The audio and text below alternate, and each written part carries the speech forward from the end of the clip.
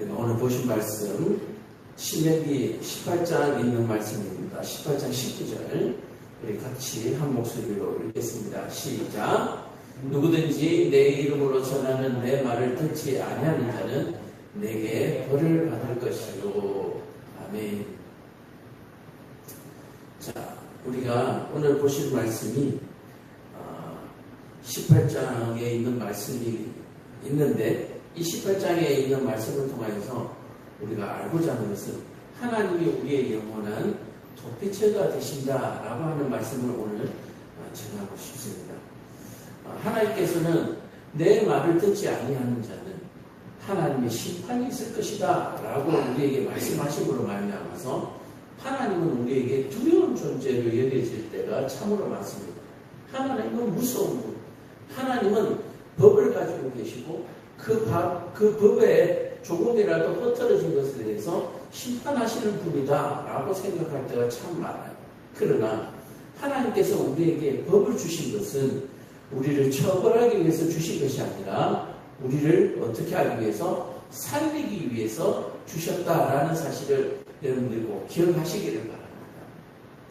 하나님께서 법을 주신 것은 우리를 심판하시기 위한 것 같지만 사실은 우리를 살리기 위한 것이다. 자, 우리가 세상의 비유를 한번 해보겠습니다. 세상에서 죄를 지은 사람, 범죄한 사람들을 어떻게 합니까? 먼저 구속하죠. 더 이상 죄를 이어가지 못하도록 구속합니다. 그죠? 그리고 구속한 이후에 재판을 거쳐서 어떻게 합니까? 감옥에 가두죠. 저는 우리에게 주시는 이 처벌과 감옥이 하나님께서 우리에게 베풀어 주시는 도피처다라고 저는 말하고 싶은 거예요. 죄인에게 더 이상 죄 짓지 못하도록 그것을 막아내고 또 감옥에 있는 동안에 자신의 죄를 깨닫도록 함으로 말미암아서 갱생하여 새로운 삶을 살도록 하는 것, 그것이 하나님께서 우리에게 주시는 도피성의 참 의미다라고 얘기하는 거예요. 그러니까 세상의 법은 하나님의 말씀과 너무나 잘 맞게 그렇게 만들어져 있습니다. 근데 우리는 하나님의 말씀대로 세상을 만들어 놓고 우리는 그 세상 속에서 자유함을 누리지 못하고 평안함을 누리지 못하고 어떻게 해요? 두려움에 떨면서 도망자의 삶을 살아가고 있다라고 하는 사실이 어떻게 보면 참 불행하고 아이러니한 일이죠. 오늘 우리 하느님들도 세상에서 건강하게 사시다가 병원에서 지금 치료를 받고 있는데 이 치료를 받게 되면 어떻습니까? 낙심하고 실망할 때가 참 많죠. 그리고 내가 하나님을 그동안 어떻게 믿었는데 하나님 어떻게 나에게 이런 어려운 시험을 주시느냐라고 불평할 때도 있습니다. 그러나 조금 전에 앞에 말씀드린 것을 제가 조금만 풀어서 설명해 드린다면 우리는 세상을 살아가는 동안에 하나님께서 베풀어 주셨던 건강의 은혜, 생명의 은혜에 대해서 우리는 그렇게 많이 감사하지 못하면서 살고 있었잖아요. 그렇죠? 오히려 이 건강을 통하여서 물질과 명예를 얻기 위해서 달려왔고 그 물질과 명예가 내게 주어지지 아니할 때에 우리는 또한 하나님을 원망하면서 살았습니다. 그래서 우리는 물질과 그 명예가 건강보다도 하나님보다도 더 귀하다고 생각하고 그것을 향해서 달려왔다라고 얘기를 하는 거예요. 그러나 우리는 건강을 잃으면서 병원에서 치료를 받으면서 돈도 명예도 다 필요 없구나. 건강이 최고구나. 이 건강은 하나님께서 주시는 것이구나 라고 하는 것을 우리가 깨닫게 되는 것입니다. 그래서 우리가 하나님에게 떠나있던 마음이 하나님께로 돌아가고 또 세상에서 방황하던 하나님의 자녀들이 다시 하나님께로 아버지께로 돌아오는 귀한 은혜를 우리는 이런 기회를 통해서 얻을 수 있다라고 하는 사실을 우리는 또 한 번 깨닫게 되는 것이죠. 우리가 하나님을 다시 깨닫고 하나님께로 돌아오게 되면 우리는 우리에게 영생이 있다는 것을 우리는 알게 되고 그 영생으로 말미암아 우리는 이제 무엇으로부터요? 물질로부터 또는 명예, 건강으로부터 모든 것으로부터 자유해질 수 있다라고 얘기하는 거예요. 건강은 어디에서 나옵니까? 하나님께서 베풀어 주신 영생의 은혜 가운데서 나오는 줄을 믿으시기를 간절히 축복합니다. 또한 이 돈과 명예와 물질은 어디서 무엇을 위해서 필요합니까? 하나님의 은혜들을 깨닫게 하고 또 이 하나님의 은혜들을 세상에 널리 전하기 위해서 물질과 명예가 필요하다고 하는 사실을 여러분들이 깨달으시기를 간절히 축복합니다. 우리는 그동안에 나의 쾌락과 나의 즐거움을 위해서 또 내 안위를 위해서 물질과 건강이 필요했습니다. 그러나 하나님께서 베풀어 주시는 물질과 명예는 나의 쾌락을 위해서 베풀어 주신 것이 아니라 나의 사랑을, 나의 은혜를 만천하에 전하라. 그리고 길을 잃고 방황하는 내 자녀들에게 아버지께로 돌아오라고 전하라. 그 메시지를 우리에게 원하셨던 것입니다. 하나님께서는 이 메시지를 세상에 전하는 조건으로 우리에게 모든 것을 값없이 주신 줄로 믿으시기를 간절히 축복합니다. 그의 귀한 독생자 아들 예수까지도 우리에게 주셨다라고 얘기를 하는 거예요. 독생자 예수를 우리를 위해서 주심으로 말미암아 우리는 빼앗겼던 자유를 얻었고 잃어버렸던 하나님의 본향으로 우리가 돌아올 수 있게 되었습니다. 자, 오늘 우리가 말씀을 한번 몇 구절만 읽으면서 우리가 보도록 하겠습니다. 19장 1절부터 조금만 읽어보겠습니다. 내 하나님 여호와께서 이 여러 민족을 멸절하시고 내 하나님 여호와께서 그 땅을 내게 주심으로 내가 그것을 받고 그들의 성읍과 가옥에 거주할 때에 라고 얘기하는데, 하나님께서 이 여러 민족을 멸절하시고 우리에게 이 성읍과 가옥을 주셨다라고 얘기하거든요. 여러 민족을 멸절하셨다라고 얘기하는 것은 무엇이냐라고 하면 죄를 몰아낸 것입니다. 이 죄는 무엇인가 얘기를 하면 우리가 그동안 믿고 쫓았던 명예와 물질과 건강이었다라고 얘기를 하는 거예요. 너희가 우상으로 섬기던 명예와 물질과 건강을 하나님께서 어떻게 해요? 내 성읍에서 다 몰아내시고 나의 성읍에서 살도록 하셨다라고 하는 사실을 여러분들 꼭 깨달으시길 간절히 축복합니다. 그러므로 우리는 세상에 사는 것이 아니라 주 안에 사는 것입니다. 아멘. 우리는 주 안에 사는 것입니다. 우리는 세상에 속한 자가 아니라 주 안에 속한 줄로 깨달으시기를 간절히 축복합니다. 근데 잘 생각해 보십시오. 우리는 그동안 우리는 어디에 살았습니까?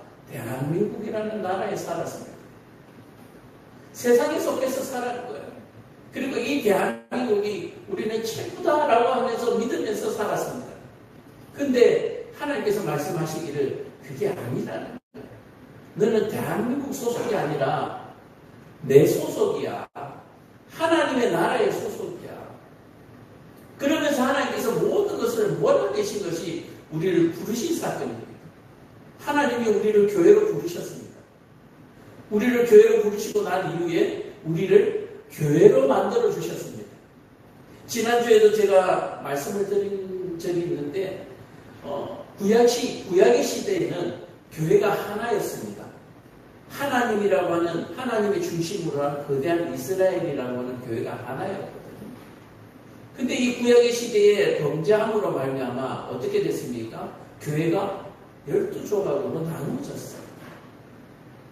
그 중에서 하나님께서 한 교회를 택하셔서 구원을 이루어 가시는데, 그러면 예수님께서 오신 이후에는 어떤 교회가 됐느냐? 한 교회였다가 12교회가 된 이 교회를, 이 세상을 예수를 통해서 하나님께서 어떻게 구원하셨는가? 연합된 하나의 교회로 구원을 이루신 줄로 깨달으시기를 간절히 축복합니다. 여기에서 연합된 하나의 교회란 수많은 교회들이 모여서 하나의 교회를 이루는 것을 연합된 교회다라고 얘기합니다. 무슨 얘기냐? 하나님께서 하나님을 아버지라고 고백하는 자에게, 자신의 죄를 고백하는 자들에게 성령이라는 선물을 우리에게 주십니다. 믿으시면 아멘. 우리 안에 성령이 임함으로 말미암아서 우리가 하나님을 모신 뭐가 되었습니까? 성전이 된 것이죠. 이해가 되시죠? 바로 이런 성전들의 모임이 초대교회를 얘기하는 것이고, 바로 이 초대교회를 연합된 교회다라고 어떻게 신학적으로든지 우리가 풀어갈 수 있는 부분이다라고 얘기하는 거예요. 그러니까 예전에 하나님의 구약의 거대한 하나의 교회보다 지금 연합된 교회가 더 어떤 교회다? 완전한 교회다라고 하는 사실을 여러분 기억하시기 바랍니다. 우리는 어떻게 보면 구약의 하나님이 역사하시던 거대한 큰 교회, 이스라엘이라는 하나의 교회가 제일 위대한 교회처럼 생각하실지 모르지만 예수님께서 오신 이후에 예수님께서 우리에게 베풀어 주신 이 연합된 교회가 구약의 거대한 이스라엘이라는 교회보다 훨씬 더 월등한 교회다라는 하는 사실을 여러분들이 믿으시고 깨달으시길 간절히 축복합니다. 어떻게 보면은 모래알들이 거대한 콘크리트 덩어리가 되었다라고 말씀드릴 수가 있는 거예요. 정말 위대하죠. 하나하나 그 각자의 그 모양도 다양하고 색깔도 다양한 그런 것들이 예수 그리스도라는 하나로 뭉쳐질 수 있다라고 하는 것은 이스라엘이라고는 옛구약의 거대한 교회보다도 훨씬 더 월등하게 완전한 교회다라고 얘기를 하는 거예요. 그러므로 이 시대는 연합된 교회의 시대이며 또 어떤 시대다? 은혜의 시대다라고 얘기해요. 우리는 흔히 신약 시대에 부패한 유대인들을 카르텔이라는 표현을 많이 씁니다. 요즘 뉴스에도 카르텔이라는 표현을 많이 써요. 그죠? 뭐 육사 카르텔, 무슨 카르텔, 범죄 카르텔, 카르텔이라는 그런 말들을 많이 쓰는데 이 카르텔이라는 것은 같은 생각들, 같은 것들을 가진 사람들이 자기들끼리 뭉치는 것을 카르텔이라는 표현을 쓰잖아요. 그죠? 그러니까 옛 구약의 하나님이라는 이스라엘이라는 큰 교회가 타락하여서 12교회로 쪼개지면서 어떻게 됐습니까? 우리 안에 들어오지 않으면 먹고 살지 못하도록 만들어 놓은 거예요. 너 우리 지역 사람 아니면 안 된다는 거예요. 너 우리 학교 출신이 아니면 안 된다는 거예요. 세상이 너무너무 악해져 버린 거예요. 그러나 이 모든 것들을 깨뜨리고 그리스도라는 이름 하나에 우리가 하나 될 수 있는 바로 이러한 위대한 교회에 또 이 거대한 이 그리스도라는 교회로 하나로 뭉쳐지게 되는 것이 바로 은혜의 시대다라고 얘기합니다. 무슨 말입니까? 내가 그 카르텔에 속하지 아니하더라도 내가 예수 그리스도 믿기만 하면 하나님이 나를 교회 삼아주시고 내가 그리스도의 한 형제요 자매가 되게 하신다라고 얘기하는 거예요. 아멘. 그러니까 지금의 시대는 어떤 시대? 우리가 늘 많이 듣던 지금이 은혜의 시대다. 구원받기에 너무너무 좋은 시대다. 내가 어느 교회에 속하지 아니하더라도 내가 구원받을 수 있다라고 하는 사실을 여러분들 믿으시길 간절히 축복합니다. 그러나 참 재미있는 것이요. 교회가 되고 나면 모이게 되어 있는 거예요. 아멘. 그러니까 이상하게도 교회에 속하지 아니하더라도 구원받을 수 있고 내가 교회가 될 수 있는데 이 교회가 되고 나면 이상하게 모이게 되는 거예요. 참 이상하네. 이게 하나님께서 마지막 이 연합된 교회에 만들어 놓으신 완벽한 시스템이다라고 얘기해요. 나 구원받았어요. 근데 교회에 속하지 못하고 떠돌이 생활을 하고 있다. 나 혼자 옛날 구약의 선지자처럼 나만 계시받은 것처럼 막 떠돌아다닌다. 이런 것들을 우리는 뭐라 하냐면 가짜다라고 얘기합니다. 사입이다라고 얘기하는 거예요. 하나님의 교회는 연합하게 되어 있는 거예요. 아멘. 하나님의 교회는 연합하게 되어 있는 거예요. 연합할 뿐만 아니라 생명을 살리는 그 일을 하게 되는 거예요. 교회를 다녀보신 경험이 있으시면 알겠지만 교회에 10,000명이 있는 교회 가운데 10,000명이 모두 전도하는 거 맞죠? 근데 전도하는 날에 가면 몇 명 나와요? 누가 나와요? 우리는 대부분 이렇게 믿고 싶죠. 각자 삶의 현장에서 열심히 전도하겠지라고 믿고 싶겠죠. 근데 안 그렇잖아요. 그죠? 그렇지 못할 때가 너무 많잖아요. 여전히 연합된 교회에 소속되어 있으면서 그 길을 카르텔처럼 생각하는 사람들이 있습니다.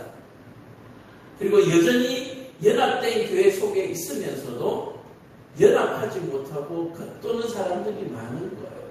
원망과 불평으로 또 분열을 일으키는, 분쟁을 일으키는 그런 카르텔들이 불소불소에 숨어져 있는 거예요. 그래서 우리는 진짜와 가짜를 가려내는 것이 너무너무 쉬워요. 많은 사람들이 그렇게 얘기합니다. 우리는 정죄하고 판단하면 안 돼. 정말 우리는 사랑해야 돼. 원수까지도 사랑해야 돼. 라고 얘기하지만 사랑하는 것은 사랑하는 것이고 겉돌고 있는 것을 구별할 수 있는 것은 하나님 안에 속한 교회라면 누구나 쉽게 눈치챌 수 있고 알아볼 수 있다라고 얘기하는 거예요. 단지 그렇게 겉도는 교회들을 사랑으로 하나 되게 하는 그 일이 우리가 해야 되는 일, 바로 그 일이 되는 줄로 믿습니다. 그래서 지금은 은혜의 시대요. 지금은 연합된 교회의 시대요. 참으로 영광의 시대다라고 얘기를 하는데 하나님께서 이와 같은 그 하나의 모형으로서 바로 도피처를 우리에게 허락하셨다라고 얘기를 하는 것입니다. 도피처는 뭡니까? 우리가 잘 알다시피 살인자들이 도망하는 곳입니다. 요즘 예로 얘기하면 살인자들을 가두어 놓는 감옥과 같습니다. 근데 이들을 감옥에 가둬놓지 않으면 어떻게 됩니까? 계속해서 살인을 하게 되겠죠. 또는 계속해서 살인을 하지 못한다면 어떻게 됩니까? 계속해서 살인을 하든지 아니면 불행하게 평생을 도망자로 살아가든지 아니면 죽은 자의 가족에게 보복을 당해서 죽음을 당하든지, 그래서 이 인생에 정말 행복이라고 하나도 없는 그런 삶을 살게 되는 것입니다. 그러나 이 도피처라는 것을 만들어 놓음으로써 더 이상 살인하지 말도록 만들고, 그렇죠? 그리고 그 안에서 죄를 깨닫도록 하고, 그래서 사회 안에 한 구성으로 다시 돌아올 수 있도록 사랑을 베푸는 거. 바로 그것이 교정활동이다라고 해도 현재의 감옥과 같은 거죠.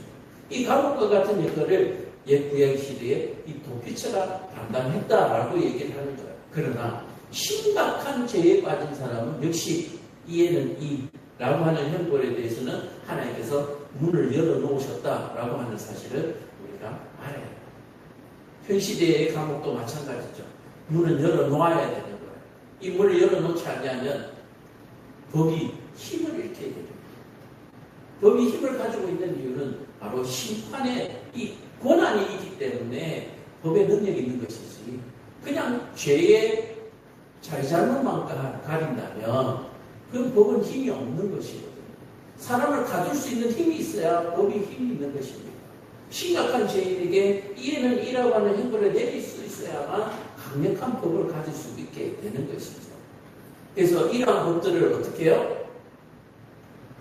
함부로 다루지 못하도록 개인이 혼자서 결정하고 혼자서 보복하지 못하도록, 그래서 보복해서 그 가족들조차도 또 살인자가 되는 일이 없도록 하기 위해서 이 도피처가 필요하다라고 얘기해요. 그래서 하나님께서는 바로 이 도피처는 바로 하나님의 나라요, 또 하나님의 사랑이요, 자비의 한 모습이다라고 하는 사실을 꼭 믿으시길 바랍니다. 자, 그래서 이 도피처는 어떨 때 필요하냐? 분명히 이에서 이에는 이라고 말씀드렸잖아요. 5절에 보면 가령 사람이 그 이웃과 함께 벌목을 하러 살림에 들어가서 손에 도끼를 들고 벌목하려고 찍었는데 도끼가 자루에서 빠져서 그 이웃을 맞춰서 그를 죽게 한과 같은 이런 사람은 그 서력 중에서 하나로 도피해서 생명을 보존하라. 그러니까 뭐 정당 방위도 있고 또는 실수도 있고 여러 가지로 인해서 정말 의도치 아니하는 어떤 사건을 만들었을 때에 어떻게 하라고요? 보복당하지 않도록 하기 위해서 또는 그 생명을 살려주기 위해서 하나님께서 도피처를 마련하셨다라고 얘기해요. 오늘 우리 하느님들도 마찬가지죠. 건강이 무너졌을 때 병원이라는 도피처를 만들어 놓으셨습니다. 자, 우리가 말씀을 한번 정리해볼게요. 그래서 하나님께서 뭐라고 얘기하셨느냐라고 얘기하면, 내 하나님 여호와께서 내게 기업을 주신 땅 가운데에서 세 성읍을 너를 위해서 구별하라. 이 세 개를 구별해가지고 도피성을 만드시는데 3절에 내 하나님 여호와께서 내 기업으로 주신 땅 전체를 세 구역으로 나누어 길을 닦고 모든 살인자를 그 성읍으로 도피하게 하라. 그렇게 말씀하셨습니다. 자, 뭡니까? 도피성을 3개를 만드는데 실질적으로는 6개예요. 요단강을 중심으로 동쪽과 서쪽 이렇게 있어서 동쪽에 3개, 서쪽에 3개 그렇게 해서 총 6개가 되는데 이렇게 분할을 해서 살인자들이 우리 흔히 북부지방, 중부지방, 남부지방 이렇게 얘기를 세 구역으로 이렇게 나누잖아요. 어디에 있든지 제일 가까운 곳으로 빨리 피할 수 있도록 하기 위해서 이렇게 3곳으로 나누어서 하나님께서 도피하도록 만드셨습니다. 자, 그런데 오늘 여기에 그렇게 3곳으로 나누어 놓는데 그 3곳으로 갈 수 있도록 뭐 하라? 길을 닦아 놓으라고 해서 길을 닦아 놓으라. 그래서 이 길을 닦아 놓는데 이 길이 도피성으로 가는 길이 얼마나 대단하냐? 요즘도 폭이 14m 폭이면은 꽤 넓은 도로예요. 보통 차폭을 3m라고 하면 3, 4시기에서 보통 한 6차선에 해당하는 4차선에 해당하는 도로거든요. 도피성으로 도망가는 길을 14m 폭으로 닦게 만들어 놓고 또 거기다가 도피성 길 위에 항상 청소하도록 만들었습니다. 그 위에 걸림돌이 없도록. 예를 들어서 말을 타고 도망을 가든지 마차를 타고 도망을 가든지 도망가는 사람들이 도피성에 있는 장애인들 때문에 혹시나 도망을 가다가 쫓아오는 가족들에게 붙들려서 어떻게 해요? 보복당하지 않도록 청소하도록 했어요. 하나님께서. 또 도피처로 가는 길이 멀잖아요. 그래도 3개나 만들어서 가까운 쪽으로 피하지만 멀단 말이에요. 가는 동안에 갈림길도 있고 꼬부랑길도 있고 한데 가다가 혹시 길을 잃어서 또 헤매다가 붙들려서 죽을까봐 도피처로 가는 길에 그런 요소마다 뭐라고 도피처라고 표지판을 설치하도록 했어요. 이 도로 표지판이 우리가 머리 좋아서 지금 만들어 놓은 게 아니에요. 성경에 하나님께서 도피처로 갈 때 만들어 놓은 거예요. 이렇게 길을 닦도록 하나님께서 뭐 하셨다? 보류하셨다. 배려하셨다. 그 뭐요? 하나님이 생명이 얼마나 귀한 것이다라는 것을 우리에게 가르쳐 주신 사건입니다. 살인자입니다. 살인자는 모두가 원수로 여기는 사람입니다. 그러나 그러한 사람의 생명일지라도 뭐요? 소중하다. 이러한 생명도 소중하게 여기시는데 하물며 너희 일까 보냐 이 말을 오늘 여러분들 받으시기를 간절히 축복합니다. 아멘. 길을 닦아라. 이 도피처는 하나님의 사랑을 표현하는 것이고 이 도피처는 우리에게 잊어버린 것을 찾게 하고 회복합니다. 그럼 우리는 무엇을 잊고 살았는가? 한번 따라갈 거예요. 하나님이 주권자이신. 자, 두 번째, 우리는 선악을 재판할 수 없음. 자, 세 번째, 우리 안에는 선한 것이 하나도 없음. 우리에게는 선한 것이 하나도 없습니다. 그러므로 누구를 재판하고 판단할 수 없습니다. 그러므로 내 안에 선한 것이 하나도 없기 때문에 내 형편을 지금 내가 판단할 수 없습니다. 많은 사람들이 그렇게 얘기합니다. 배부르게 등다시게 살면 저 사람 복 받은 사람이라고 얘기합니다. 어쩌다가 이렇게 병원에 와 있으면 뭔 잘못을 저질렀냐고 이상한 눈으로 쳐다보는 사람이 있습니다. 그가 아니라는 얘기예요. 우리 안에는 선한 것이 하나도 없기 때문에 우리는 판단할 수 없습니다. 아멘. 우리는 판단할 수 없어요. 판단할 수 없으므로 재판할 수 없습니다. 오로지 재판하시는 분은 여호와 하나님이실 줄 믿으시기를 간절히 축복합니다. 욥이 고난이 당할 때 새 친구들이 그렇게 찾아왔지만 그들이 말할 것이 어떻게 됐습니까? 다 틀렸잖아요. 그래서 마지막에 어떻게 됩니까? 새 친구들이 오히려 욥에게 예물을 드려서 욥이 새 친구들을 위해서 예배 드리도록 제사하도록 만들어버려요. 오늘 저와 여러분들 혹시 마음속에 머릿속에 내가 생각하고 판단하는 것이 있다면 내 안에는 선한 것이 없으므로 내 생각과 내 판단이 다를 수 있다라고 하는 사실을 여러분들 꼭 기억하시고 그러나 그 일의 결국에는 하나님의 선하심과 하나님의 선함이 사랑함이 기다리고 있다. 도피성이 기다리고 있다라고 하는 사실을 여러분들이 꼭 믿으시기를 간절히 축복합니다. 그래서 오늘 결론이 뭐냐? 과연 그렇다면 우리의 도피처는 뭐냐? 따라합시다. 예수 그리스도. 예수 그리스도. 우리가 이거 병원에서 치료를 받고 있지만 우리의 피난처는 예수 그리스도십니다. 예수 그리스도께서 우리를 살피시는 줄 믿으시기를 간절히 축복합니다. 이곳에서 이루어지는 예배를 물론이거니와 이곳에서 이루어지는 모든 치료 행위가 예수 그리스도의 손 안에서, 그 선하심의 손 안에서, 그 사랑 안에서 이루어지고 있음을 믿으시기를 간절히 축복합니다. 이것을 깨닫도록 하기 위해서 우리를 이곳으로 보내신 줄로 믿으시기를 간절히 축복합니다. 제가 늘 얘기하는 말이 있습니다. 빛이 있으라 하시니 빛이 있었고 라고 얘기합니다. 하나님께서 너희를 오늘 여기 있으라 하시니 저와 여러분들이 여기 있는 줄로 믿으시기를 간절히 축복합니다. 있으라 하실 때 있으니 하나님께서 심히 좋았더라. 오늘 저와 여러분들을 하나님께서 심히 좋게 보시는 줄로 믿으시기를 간절히 축복합니다. 아니 이 모습이요? 라고 말씀하실지 모르지만 있으라 하심이 있는 이 모습은 하나님께서 심히 좋아하는 모습이고, 하나님을 우리가 다시 깨닫게 되는 것은, 하나님을 다시 우리가 깨닫게 되는 것은 하나님께서 우리에게 가장 원하시고 바라시는 결국이다라고 하는 사실, 바로 예수 그리스도다라고 하는 사실을 여러분들 꼭 기억하시기를 바랍니다. 내게 이 일이 왜 있느냐? 예수 그리스도. 답은 예수 그리스도예요. 하나님 나에게 뭘 알기를 원하시는, 내가 뭘 알기를 원하십니까? 예수 그리스도를 알기를 원하시는 거예요. 예수 그리스도의 사랑을 알기 원하시는 거예요. 그렇다면 예수 그리스도의 사랑이 무엇이냐? 나를 위해서 십자가에 죽으셨다라고 하는 사랑입니다. 예수님께서 왜 죽으셨습니까? 나 대신해서 죽으셨어요. 그러면 나는 죽지 않는다라고 하는 사실을 여러분들이 믿으시기를 간절히 축복합니다. 이거는 이성으로 믿는 게 아니에요. 마음으로, 믿음으로. 그리고 예수님께서 걸어오신 것을 우리가 눈으로 봄으로 우리는 이미 알고 있는 것이고 믿는 것입니다. 그래서 사실은 믿는 것이 아니라 우리는 아는 것이죠. 하나님이 나를 사랑하심을 믿는 것이 아니라 하나님은 나를 사랑하셔. 확정적인 것이에요. 하나님이 나를 구원하실 거야가 아니라 하나님이 나를 구원하셨어. 이미 우리는 구원받은 줄로 믿으시길 간절히 축복합니다. 우리는 믿는 것이 아니라 아는 것입니다. 그리고 히브리어로는 야다라고 표현을 쓸 때 바로 이 아는 것.